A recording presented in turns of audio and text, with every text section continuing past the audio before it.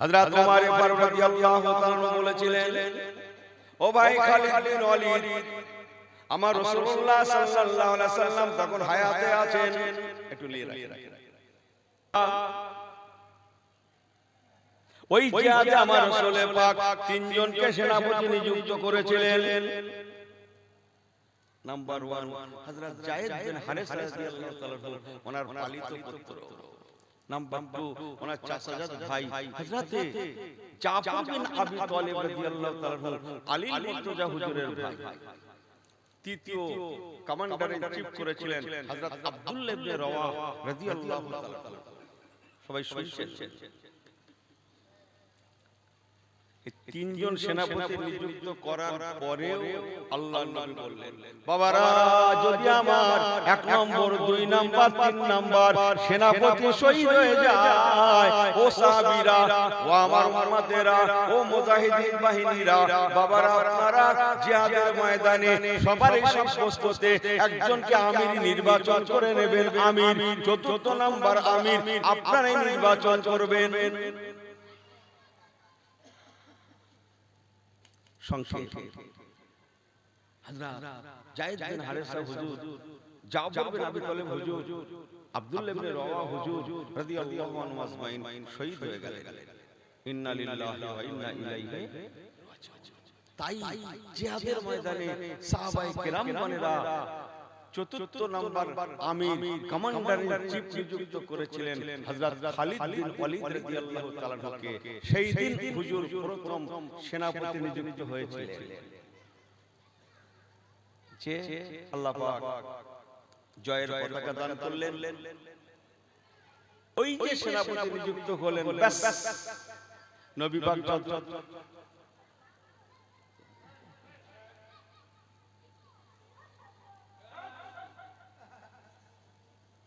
এই বাচ্চারা কেউ আসবে না, এই বাচ্চারা কেউ আসবে না, যাও এই যাবে, বাচ্চারা যাবে ওখানে একটা বাঁশ বেঁধে দেন। নারে তাকবীর, নারে তাকবীর। রাসূল পাক হায়াতে ছিলেন যতদিন, উনি প্রত্যেক জিহাদে কমান্ডার ইন চিফ ছিলেন। আবু বকর হুজুর খলিফা হলেন, উনি প্রত্যেক জিহাদে কমান্ডার ইন চিফ ছিলেন। সুবহানাল্লাহ বললেন না? ওমর ফারুক যেদিন প্রথম খলিফা নির্বাচিত হলেন, সেই দিন উনি প্রথম কাজ করেছিলেন ওমর ফারুক হুজুর খেলাফতের তাখতে তাউসে বসে, মসনদে বসে উনি প্রথম যে কাজটা করেছিলেন, এই খালিদ বিন ওয়ালিদ হুজুর রাদিয়াল্লাহু তাআলা কে সেনাপতির থেকে উনি বরখাস্ত করেছিলেন। শুনছেন? প্রথম কাজ করেছিলেন, সেনাপতির থেকে বরখাস্ত করেছিলেন। কেন বলুন তো? আরব রাষ্ট্রের একটা মানুষের মধ্যে ভুল মেসেজ পৌঁছে যেতে লাগলো, ও খালিদ বিন ওয়ালিদ কমান্ডার ইন চিফ জিহাদে, ও তাহলে চিন্তা নেই, নিশ্চিন্তে থাকো, জিহাদে জয়ী হয়ে যাবে। জোরে বলেন নাউজুবিল্লাহ। এ তোমার চশমা, ঠিক আছে? আমি ঘড়ি ঘড়ির মধ্যে নেই, যখন আসবে তখন শেষ। কত বলে জয় পরাজয়ের মালিক কি আল্লাহ নয় কি? আল্লাহ নয় কি? অত ইজ্জু মান তাশা ওয়া তুযিল্লু মান তাশা বিয়াদিকাল খায়র ইন্নাকা আলা কুল্লি শাইইন কাদির।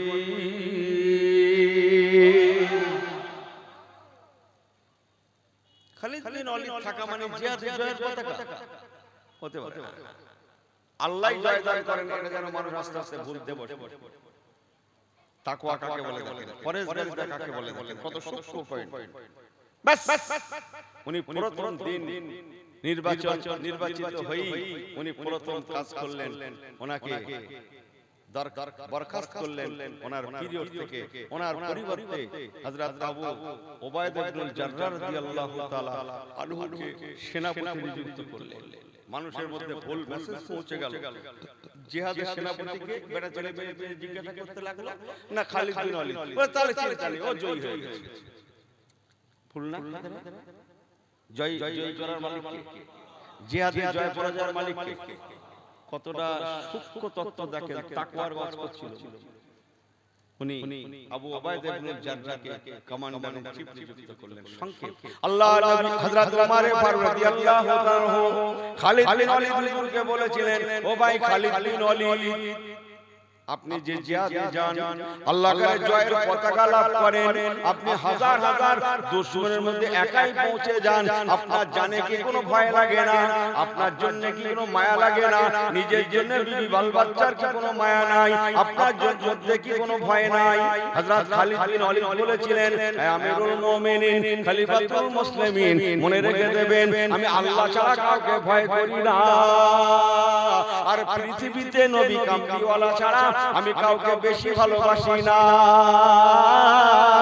এই দুটো নিয়ামত আমি সঙ্গে সাথে করেছি, থাকা লাখ লাখ মানুষ কি যায় আসে, আমি বিশ্বাস করেছি বাঁচার মালিক আল্লাহ, হায়াতের মালিক আল্লাহ, মওতের মালিক আল্লাহ, আমি আল্লাহ ছাড়া কাউকে ভয় করি না, আর হুজুর ছাড়া বেশি ভালো কাউকে বাসি না।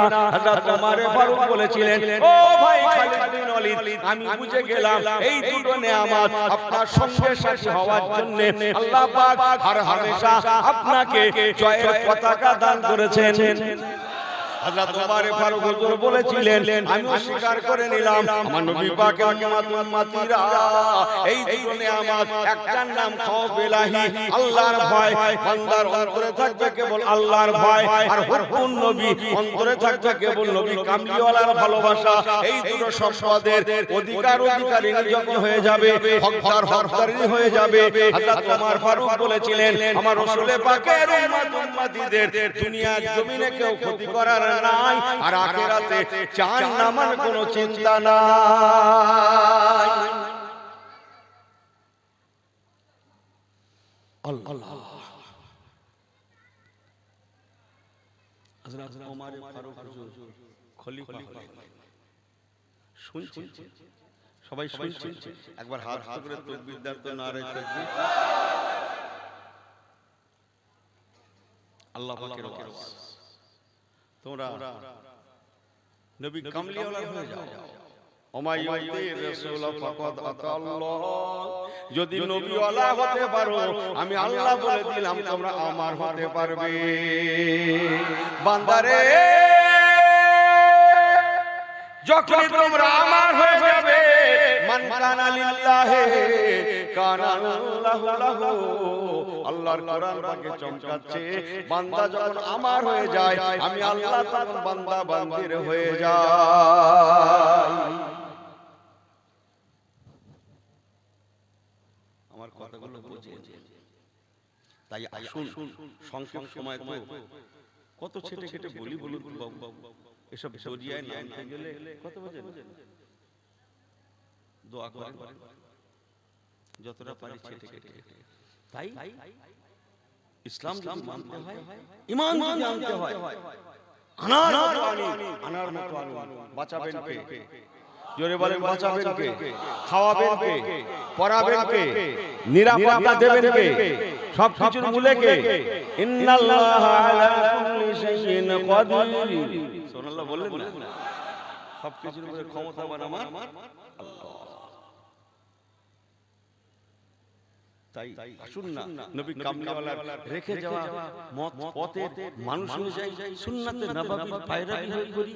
দেখবেন দুনিয়াতে বাস হর জায়গা আপনাকে ওয়েলকাম জানাচ্ছে, সবাই আপনাকে সুস্বাগতম জানাচ্ছে, কিন্তু আমি এমন মুসলমান জুতো চুরি হয়ে যাচ্ছে।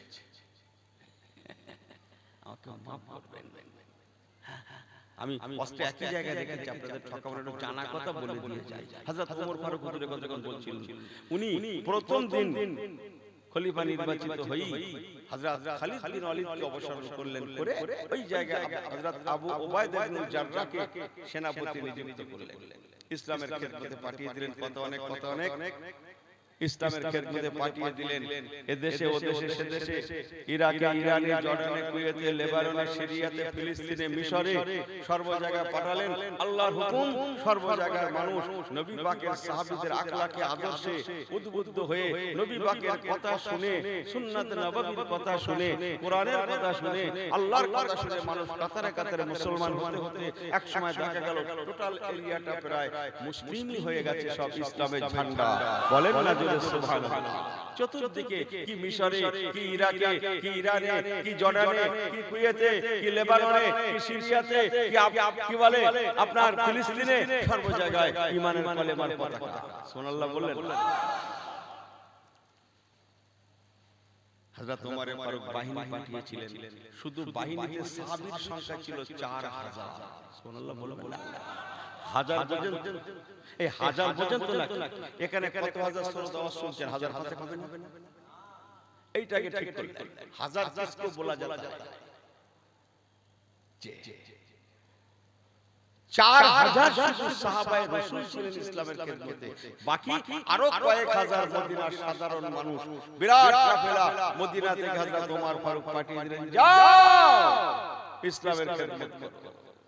এদেশে ওদেশে সেদেশে কলেমার দাওয়াত দিতে দিতে এক সময় এই বাইতুল মুকাদ্দাসকে নিয়ে ফিলিস্তিন কত কি হচ্ছে না বাবু, একদম টাটকা আওয়াজ করছে, একদম গরম গরম কথা। এই ফিলিস্তিনে বাইতুল মুকাদ্দাসের কাছে মদিনার মানুষগুলো এসে পৌঁছালেন, সব চতুর্দিকে জয় হয়ে গেছে, বাকি আছে কেবল বাইতুল মুকাদ্দাস। আর বাইতুল মুকাদ্দাসটা এমন একটা প্রতিষ্ঠান ভাই, তিনটে সম্প্রদায়ের কাছে প্রিয় সম্মান। আমাদের কাছে যেমন বাইতুল মুকাদ্দাসটা সম্মানী, তেমন নাসারা খ্রিস্টানদের কাছে, তেমন ইহুদিদের কাছে। জানেন তো আপনারা নাকি? একটুখানি জাস্ট কাজ দিব না, ওরে বাবা ইহুদি, হ্যাঁ হাজার হাজার ওদের বংশে নবী এসেছিলেন, হাতে গোনা মাত্র 2-4 জন ছাড়া ওয়াইলা ইউনুস আলামিনাল মুরসালিন, নবী ইউনুস আলাইহিস সালাম, নবী হযরতে আপনার কি বলে সালেহ আলাইহিস সালাম, এরকম হাতে গোনা কয়েকজন ছাড়া বাকি নবীরা সব ওই ইহুদিরা যে বংশে, ওই বংশে আল্লাহ পাঠিয়েছেন। আর কালক্রমে সবাই বাইতুল মুকাদ্দাসের চতুর্দিকে জন্মগ্রহণ করেছিলেন। আরো সংক্ষেপ, সমস্ত নবীগণরা বাইতুল মুকাদ্দাসে জীবন কাটিয়েছেন। হজের জন্য শুধু কাবাতে আসতেন, বাকি বাইতুল মুকাদ্দাসে থাকতেন।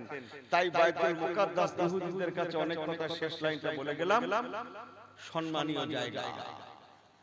তাই ওরা চায় বাইতুল মুকাদ্দাস আমাদের দখলে থাকলে আমরা ঠিক আছে। খ্রিস্টান, নাসারা, হযরত নবী ঈসা রূহুল্লাহ আলাইহিস সালাতু ওয়াস সালাম যে কথা বলেন না, নাসারাদের নবী তো, খ্রিস্টানদের নবী তো, ওনার জন্মস্থান কোথায়? বাইতুল মুকাদ্দাস, বেথলেহেম বলেন না, বাইতুল মুকাদ্দাস। সংক্ষেপ 33-34 বছর হুজুর দুনিয়ায় ছিলেন, ঈসা রূহুল্লাহ হুজুর ওই বাইতুল মুকাদ্দাসই কাটিয়েছিলেন। বলুন না সুবহানাল্লাহ। তাই ওদের কাছেও সম্মানীয়, ওদের চিন্তাধারা বাইতুল মুকাদ্দাস যেন আমাদের দখলে থাকে, ইহুদিদের চিন্তা আমাদের দখলে থাকে, আর ইসলামের চিন্তা আমার রাসূলের পাকের হিজরতের মসজিদ, আস্তাগফিরুল্লাহ, মেরাজুন নবুয়তের মসজিদ, জোরে বলুন না সুবহানাল্লাহ, মেরাজুন নবুয়তের মসজিদ আমাদের যেন দখলে থাকে। বুঝেন না? খুব সংক্ষেপ বলছি। হযরত ওমর ফারুক রাদিয়াল্লাহু তাআলা 4000 সাহাবী, আরো কয়েক হাজার সাধারণ মদিনার মানুষ পাঠালেন, যাও ইসলামের খেদমত করতে করতে বাইতুল মুকাদ্দাস। বাইতুল মুকাদ্দাসে যারা পুরোহিত আছে, সেই সময় যারা খ্রিস্টান বড় বড় পণ্ডিত মানুষ, সব তারা সব কি বলে ইনজিল তৌরাত সব রিসার্চ করে করে দেখতো। তারা দেখেছে ইনজিল তৌরাতে চমকাচ্ছে, বাইতুল মুকাদ্দাস একদিন ইসলামের কাছে বিজয় লাভ করবে, ইসলামের কাছে চলে যাবে, মুসলমানদের হাতে যাবে। তবে যার মাধ্যমে যাবে সেই ব্যক্তিকে দেখতে এই রকম ওই রকম সেই রকম হবে। ইহুদিদের মধ্যে একজন বড় আলেম, তিনি মুসলমান হয়েছিলেন, সাহাবায়ে রাসূল হয়েছিলেন, যার প্রিয় নাম হযরত কাব আহবার রাদিয়াল্লাহু তাআলা। উনি তৌরাতের কিতাব রিসার্চ করে করে বলেছিলেন, তৌরাতের পৃষ্ঠায় যে ব্যক্তির ইশারা দেয়া হয়েছে বাইতুল মুকাদ্দাস বিজয় লাভ করবে, সম্ভবত সেই ব্যক্তি হযরত ওমর ছাড়া অন্য কেউ নন, হযরত ওমর ফারুকই হবে। জোরে বললেন না? মুসলমান সংক্ষেপ করে বলে গেলাম, বাইতুল মুকাদ্দাসে নবী পাকের সাহাবীরা গেলেন। বাইতুল মুকাদ্দাসে যিনি মেন পুরোহিত ছিলেন, উনি জিজ্ঞাসা করেন, আপনাদের কমান্ডার ইন চিফ কে? হযরত আবু উবাইদা ইবনে জাররাহকে দেখিয়ে দিলেন, খালিদ বিন ওয়ালিদ হুজুরও ছিলেন, ওনাকেও দেখিয়ে দিলেন। মেন পুরোহিত বলেছিলেন হতে পারে না, ইনি আমাদের বাইতুল মুকাদ্দাস দিতে পারে না। যদি বাইতুল মুকাদ্দাস জয়লাভ করে, ইসলামের ছায়াতলে যায়, তাহলে বর্তমান খলিফা আমিরুল মুমিনিন খলিফাতুল মুসলিমিন হযরত ওমর ফারুক রাদিয়াল্লাহু তাআলা আনহুর মাধ্যমেই তা সম্ভব। অতএব আমরা কথা দিলাম, মদিনা শরীফ থেকে হযরত আমিরুল মুমিনিন খলিফাতুল মুসলিমিন ওমর ফারুক রাদিয়াল্লাহু তাআলা আনহু উনি যদি সরাসরি বাইতুল মুকাদ্দাসে আসেন, আমরা চাবিটা দিয়ে দেব, ওনার হাতে বাইতুল মুকাদ্দাসটা ছেড়ে দেব, তবে ওনাকে আসতে লাগবে। একটু বলি নাকি নারে তাকবীর,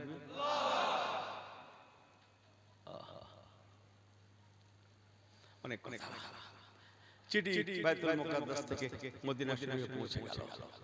ভাববেন না যেখান থেকে ঘরে ঘরে করে করে বলছে, গুগলে সার্চ দেন 1000 থেকে 1200 কিলোমিটার। হ্যাঁ, ভাববেন না যেখান থেকে।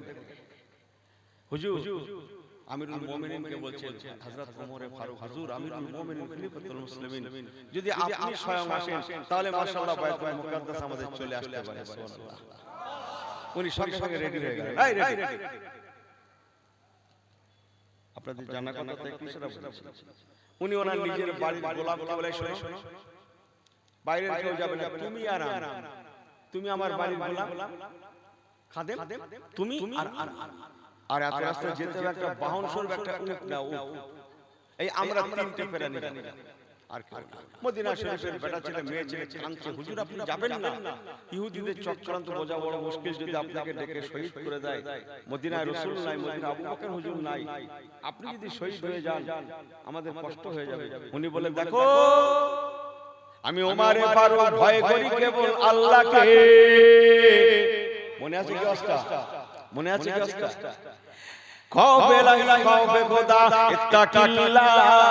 আমি কেবল ভয় করি কেবল আল্লাহকে, আর ভালোবাসি কেবল ওমর সাল্লাকা ইল্লা রাহমাতাল লিল আলামিন নবী কামলিওয়ালাকে। আমি ওমর জানি আল্লাহ যদি বাঁচিয়ে দেয়, কোটি কোটি কোটি কোটি কোটি কোটি কোটি কোটি কোটি কোটি ইহুদি নাসারারা যদি আমার বিরুদ্ধে তারা দাঁড়িয়ে যায়, আমি ওমরকে আল্লাহ যদি রক্ষা করেন, একটা পশম তারা হেলাতে পারবে না, ও মদিনার মানুষরা কাঁদবে না। আমি আল্লাহ আল্লাহ রাসূলের জন্য বিসমিল্লাহির রহমানির রহিম সুবহানাল্লাযী আসরা বিআবদিহি লাইলা মিনাল মাসজিদিল হারামি ইলাল মাসজিদিল আকসা, আমি ওমর মসজিদে আকসা শরীফে রওনা হয়ে গেলাম।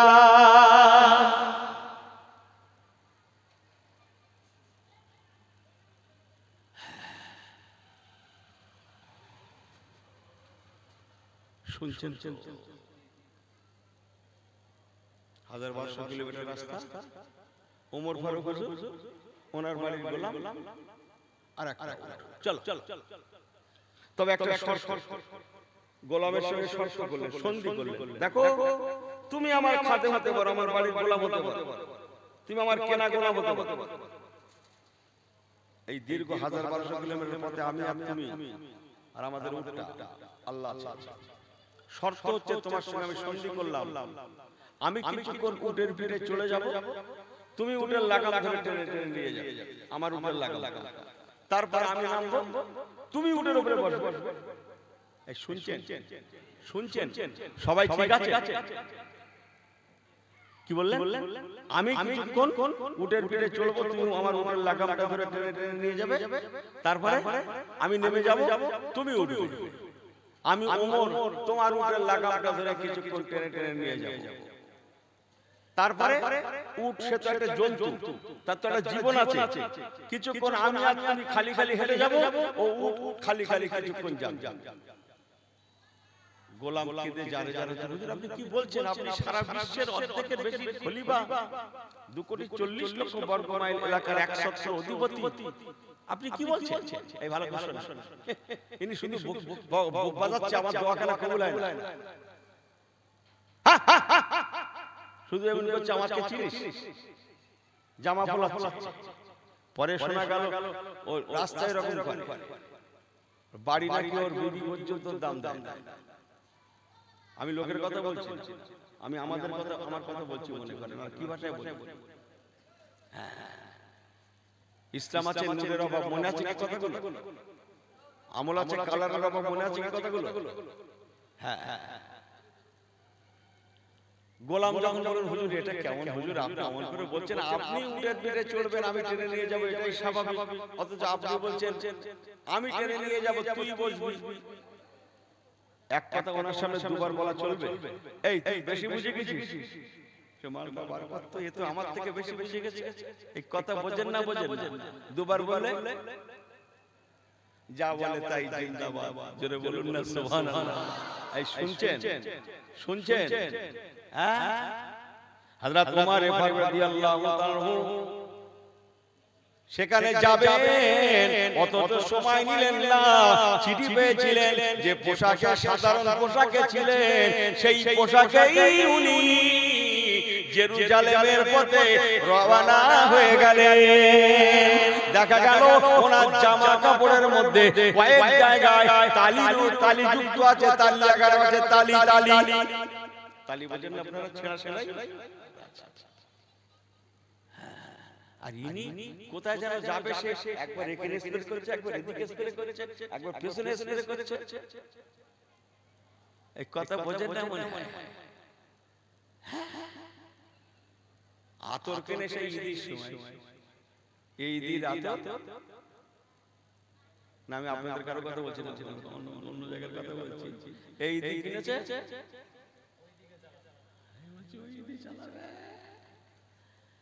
কথা বোঝেন না? অথচ রাসূলুল্লাহ বলেছেন তিনটে সুন্নাত তামাম নবীদের মধ্যে ছিল।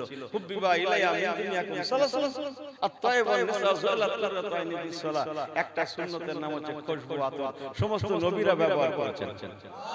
জোরে বলে, জোরে বলে। আর ইনি ওই থাক, পরেরটা বলা কথা বোঝেন না মনে হয়? চলেন বলি। তাহলে সাধারণ পোশাকে যাচ্ছে কি শর্তে? তুই কিছুক্ষণ, আমি কিছুক্ষণ। সুবহানাল্লাহ বলবেন না? যে চাকর আছে ঘাড় কেটে যাচ্ছে, হ্যাঁ কি হলো, বিপদে পড়লো, কথা বললি তো শেষ, তুই বেশি বুঝে গেছিস। সংক্ষেপ, আপনার দিল্লি গেট দেখেছেন, ইন্ডিয়া গেট দেখেছেন, জেরুজালেমের এরকম একটা গেট আছে, গেটটা পার হয়ে গেলেন, ওদিকে হযরত ওমর ফারুক যাচ্ছেন, জেনে হাজার হাজার ইহুদি নাসারারা তারা হুজুরকে রিসেপশনের জন্য রিসিভ করবেন বলে সুন্দর সাজে সজ্জিত হয়ে উত্তম পোশাকে তারা সেজে তারা ওমর ফারুক হুজুরের জন্য ইন্তজার করছেন। বিশ্বের অর্ধেকের বেশি খলিফা হযরত ওমর ফারুক আসছেন, সুন্দর সাজে সব সেজে রেডি হয়ে আছেন, ইন্তজার করছেন। ওমর ফারুক হুজুরকে দেখেননি, এই প্রথম দেখবেন। আমি যখন ওয়াজ করছি তখন তো ফোন টোন সব ছিল না। এই দেখা যায় না, কি বলে এখানে ছবি তুলে পাঠায়, কি বলে মোবাইলে হোয়াটসঅ্যাপ না, আগেকার হুজুর তো ঠিক লাইন করতে পারে না। আমি যখন ওয়াজ করছি তখন হোয়াটসঅ্যাপ ছিল না, ওইটাকে ঠিক করলেন। হ্যাঁ, চেনেন না, নাম শুনেছেন, তাই রিসিভের জন্য হাজার হাজার দাঁড়িয়ে আছে। হযরত ওমর ফারুক গেট পার হয়ে গেলেন। কালক্রমে তখন ওমর ফারুক হুজুরের পালা উটের দড়ি ধরে টেনে টেনে নিয়ে যাওয়া, আর গোলাম পিঠের উপরে বসে থাকা। সুবহানাল্লাহ বললেন না? ওদিকে 4000 সাহাবায়ে রাসূল, আরো কয়েক হাজার মদিনার মানুষ, তারাও সব আছেন, ওমর ফারুক হুজুরের জন্য ইন্তজার করছেন। তারা দেখলো সরকার, এ তো শেষ। সাধারণত যিনি উটের পিঠে বসে থাকবেন তিনি গভর্নর হবেন, তাই দূরের থেকে সব ইহুদি নাসারারা চেনে না যিনি মানে উটের পিঠে বসে আছেন, ওনাকে সবাই কি করছে? সালাম করছে। আবু উবাইদা ইবনে জাররাহ সহ হাজার হাজার সাহাবীদের সের কেটে যাচ্ছে, এ কি হলো? তাই ছুটে গিয়ে ওমর ফারুক হুজুরের কানে কানে বলেন, হুজুর কিছু মনে নেবেন না, হুজুর হাজার হাজার লোক আপনাকে একে দেখবে বলে তারা রিসিভ করার জন্য ইন্তজার করছে আজ কয়েকটা দিন। হুজুর দয়া করে আপনি উটের লাগামটা ছেড়ে উটের পিঠে বসেন, আর আপনার গোলামের হাতে উটের লাগামটা দেন। হ্যাঁ, কি বললে? ও আবু উবাইদা ইবনে জাররাহ, কে আমাদের চিনতো নবী কামলিওয়ালার জন্য ইন্না দীনা ইনদাল্লাহিল ইসলাম, ইসলামের জন্য আল্লাহ এই মর্যাদা দিয়েছেন। ও আবু উবাইদা ইবনে জাররাহ, তোমার মুখে কথা মানায় না, আমি যেন দেখছি তুমি কয়েকটা দিন ইহুদি নাসারাদের এলাকায় এসে নবী কামলিওয়ালার সুন্নতকে ভুলতে বসেছো, রেখে দাও তোমার কথা। আল্লাহর কসম, তোমার দেশের সংস্কৃতি বজায় করার জন্য, কৃষ্টি কালচার বজায় করার জন্য আমি রাসূল পাকের সুন্নতকে খেলাফ করতে পারবো না। আরেকটু জোরে বলে সুবহানাল্লাহ। এখন যে গোলামের বসার পালা, গোলামের পেটের পিঠে চড়ার পালা, আমার লাগাম ধরে টেনে নিয়ে যাওয়ার পালা। এই আল্লাহ বলে একজন আছে না নেই? ঠিক মুখের কাছে গিয়ে পালাটা এরকম পড়ে গেল। অতএব মনে রেখে দিও আবু উবাইদা ইবনে জাররাহ, আমি ইসলামের হুকুম খেলাফ করতে পারবো না, টর্চার করতে পারবো না, নবী কামলিওয়ালা সুন্নাত খেলাফ করতে পারবো না। এতে তোমার জেরুজালেম এলাকার ইহুদি নাসারা মানতায় মানুক না হয় না মানুক, আমি আমার আল্লাহ নবী সুন্নাত খেলাফ করতে পারবো না।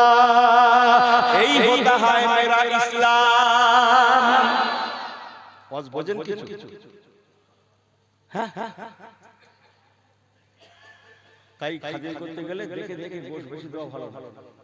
কি বললো, কি বলে বললো, দেখে দেখে দেখে চলবে না। এই বোঝেন না, বোঝেন, দেখে দেখে কি আমি কি ওয়াজ ভুল হয়ে যাচ্ছে না? কি বলেন?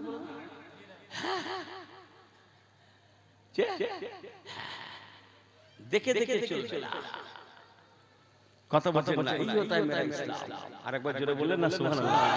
সংক্ষেপে এখন আবু উবাইদা ইবনে জাররাহ হাজার হাজার ইহুদি নাসারাদের যে বলছে, দাদা ভাইরা কিছু মনে করেন না, আপনারা যাকে স্যালুট দিচ্ছেন উনি আমাদের আমিরুল মুমিনিন নয়, বরং যার হাতে ওকে লাগাম আছে উনি আমাদের আমিরুল মুমিনিন। জোরে বলেন, জোরে বলেন। হাজার হাজার ইহুদি নাসারা গণেরা অবাক হয়ে গেলেন, এ কি দেখলাম, এ কি দেখছি। এই যদি হয় ওমর ফারুকের আদর্শ, না জানি এনাদের নবী ওমর সাল্লাল্লাহু ইল্লা রাহমাতাল লিল আলামিন, আলামিন, আলামিন, নবী কামলিওয়ালার আদর্শটা না জানি কতই না মহান ছিল।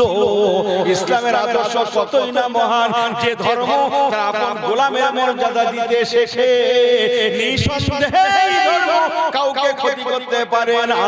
অতএব তাহলে আর কেন বিলম্ব? 2,40,00,000 বর্গ মাইল যার আয়ত্তে আছে সেই ব্যক্তির আদর্শ যদি এই হয়, এনাদের নবী রাহমাতুল আলামিনের আদর্শ না জানি কত মহান, কোরআনের আদর্শ না জানি কত মহান, আল্লাহর আদর্শ না জানি কত মহান, তাহলে আর কেন বিলম্ব? যে ধর্মে একজন ভৃত্য কি বলে একজন কাজের লোককে মর্যাদা দেয়, সেই ধর্ম নিঃসন্দেহে নাম্বার ওয়ান, নাম্বার ওয়ান। তাই তারা বিলম্ব করে না।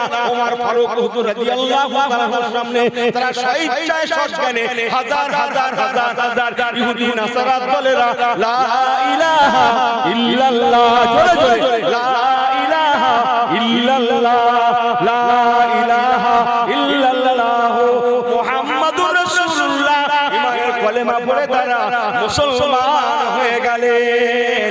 এই হোতা হ্যায় মেরা ইসলাম। समझ में आई बात ना जी?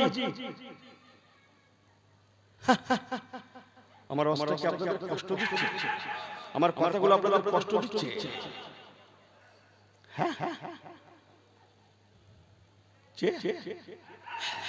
यही होता है मेरा धर्म, यही होता है मेरा इस्लाम।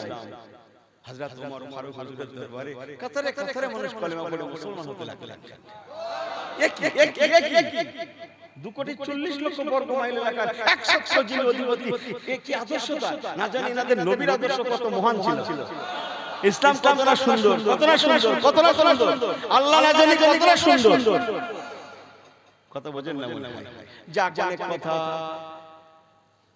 মসজিদে আকসা মেন পাদ্রী যিনি, তিনি ওমর ফারুক হুজুরকে ঘুরিয়ে ঘুরিয়ে দেখাতে লাগলেন।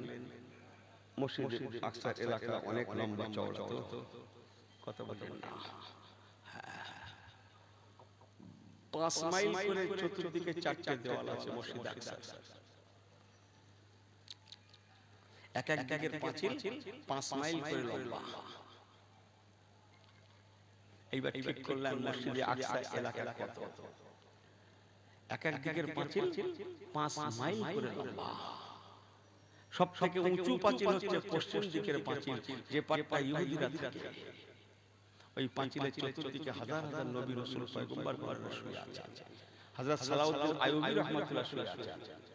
হযরত মাওলানা মুহাম্মদ আলী, আমাদের হিন্দুস্তানের মাওলানা মুহাম্মদ আলী ছিলেন না, মাওলানা মুহাম্মদ আলী সে ভারত ভাগের সময় উনিও শুয়ে আছেন। আরো সংক্ষেপে ঘুরিয়ে ঘুরিয়ে দেখাচ্ছে। হঠাৎ বিসমিল্লাহির রহমানির রহিম, হাফিজু আলাস সালাওয়াতি ওয়াস সালাতুল মুস্তা ওয়া কুমু লিল্লাহি কানিতিন। আসরের নামাজের আযান, হাইয়া আলাস সালাহ।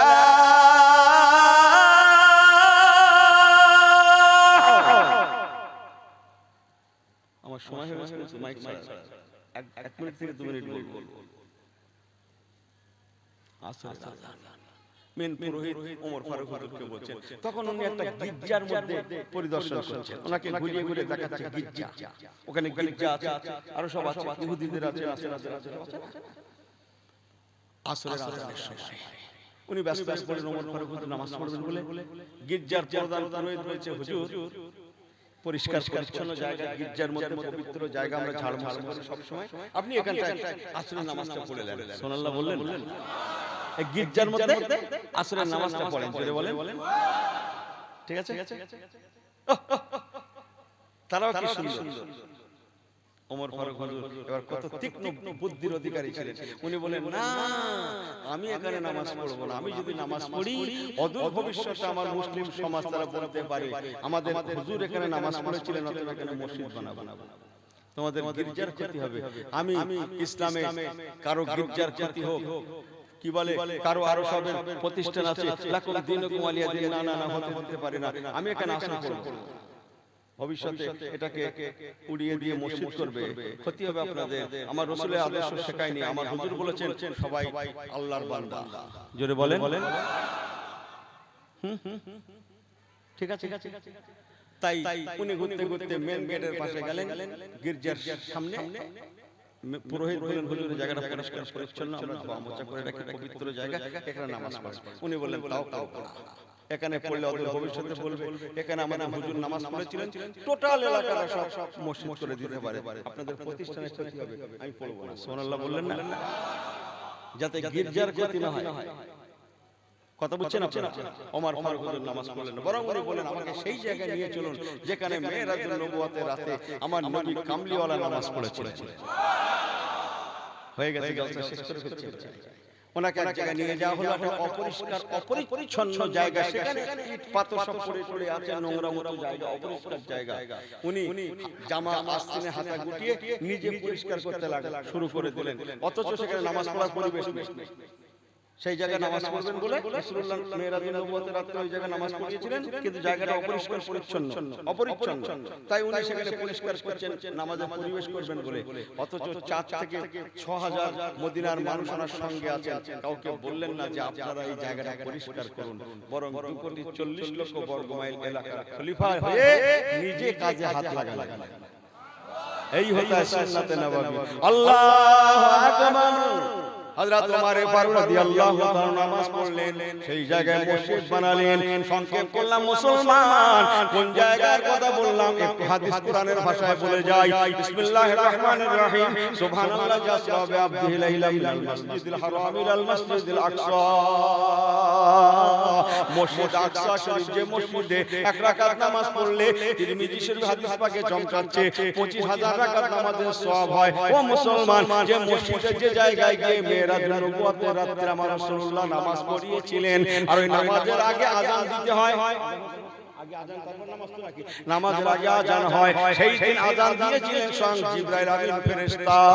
একটু হাদিস পাক শুনলেন, বলা রাসূলুল্লাহ সাল্লাল্লাহু আলাইহি ওয়াসাল্লাম, ফাজ্জানা জিবরাইল আলাইহিস সালাতু ওয়াস সালাম ওয়া নাযালাতিল মালাইকাতু মিনাস সামাই সাল্লাল্লাহু নবী সাল্লাল্লাহু আলাইহি ওয়াসাল্লাম বিল মালাইকাতি ওয়াল মুরসালিন।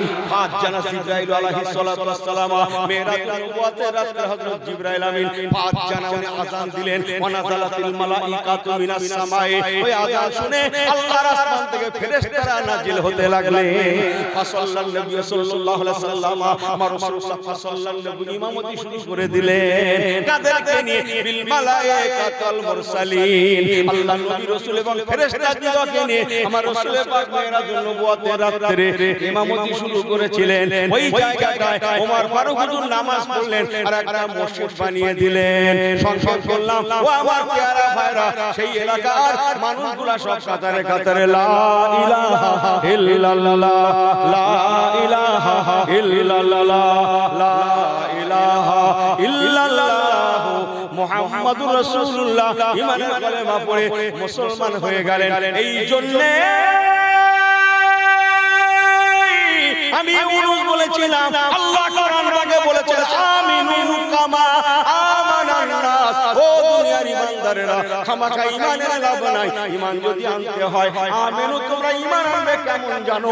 কামা যেমন আমানান নাস, তোমাদের নবী সাহাবীরা এনেছিলেন। ওরে নবীর উম্মতেরা, তোমরা যদি তোমাদের নবী সাহাবীদের মতো আদর্শবান ব্যক্তি হতে পারো, আমি আল্লাহ যেমন তাদের বিজয় দান করেছিলাম, হর জায়গায় বাঁচিয়েছিলাম, তেমন তোমাদের ঘর আমি আল্লাহ বাঁচিয়ে দেব, বাঁচিয়ে দেব, বাঁচিয়ে দেব।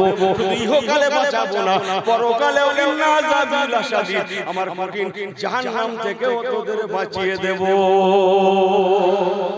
ওমা আলাইনা ইল্লাল বালাগ। মুক্তাসার করলাম, আমার জন্য দোয়া করবেন, সকল ভাইদের জন্য খাস দোয়া। এই দরবারটার সঙ্গে সম্পৃক্ত থাকবেন, রাখবেন, মহব্বত রাখবেন, ভালোবাসা রাখবেন। আবার বলছি, এই দরবার আল্লাহ ওয়ালাদের দরবার। জোরে বললেন না সুবহানাল্লাহ। এখানে কলবের খোরাক এখানে দেওয়া হয়। ইলমে মারিফাত, ইলমে জাহির, ইলমে বাতিন সবকিছু। আমার জন্য দোয়া, সকল ভাইদের জন্য খাস দোয়া রইল। এখন আজান হবে, তারপরে তারাবি হবে, তারাবির পরে মাশাআল্লাহ আবার বারকাত ওয়াজ চলবে। আপনারা ভাইয়ের মতো দুটো জানাশোনা কথা বললাম, কেউ কষ্ট নিলেন না তো? কষ্ট নিলেন না তো? আরেকবার তাকবীর দেবেন, নারে তাকবীর, নারে তাকবীর।